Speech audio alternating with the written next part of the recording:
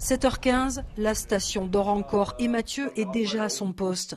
Responsable des remontées mécaniques, il scrute les rafales de vent avec ses équipes sur le terrain. Quand il a attaqué, il y avait des rafales à 20. Ouais. Là, la dernière, elle était, on va dire, à 12. C'est pas très encourageant. Non, c'est pas très encourageant. Car en cas de rafale trop forte, les remontées ne peuvent pas ouvrir. Nous, on a des obligations au niveau du ministère des Transports. On doit absolument respecter une vitesse maximale qui est de 15 mètres secondes. Donc là, ils viennent m'annoncer qu'on a entre 17 et jusqu'à 22 mètres secondes en rafale. Donc même si c'est des rafales, ça dépasse la vitesse autorisée sur le règlement. On va aller sur la télécabine de coach et on va voir ce qu'elle dit elle. On peut voir déjà que la cabine bouge un peu. À la télécabine de coach, Mathieu observe les anémomètres. La météo prévoit des rafales jusqu'à 100 km/h à la mi-journée.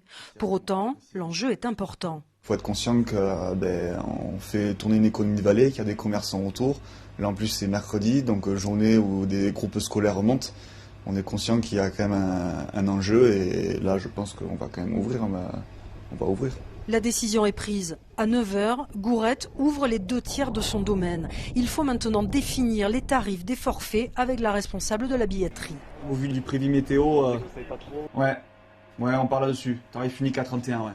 À 9h, à la billetterie, les premiers clients arrivent. Aujourd'hui, il y a beaucoup de vent. On ne sait pas combien de temps on va tenir ouvert. Parce que, oui, c'est pour ça qu'on est en tarif réduit. Plus la matinée avance, plus le vent se renforce. Décision est prise de fermer le secteur de coach. En haut de la télécabine du Bézou, les rafales rendent le travail plus difficile. Là, on retire les cabines parce qu'avec le vent, elles ont tendance à monter sur le quai. Donc c'est pour ça qu'on évite qu'autrement on aura un arrêt et ça empêchera le fonctionnement de la remontée. À 15h, il faut fermer la télécabine du Bézou et faire descendre les skieurs. Une journée compliquée pour la station de Gourette.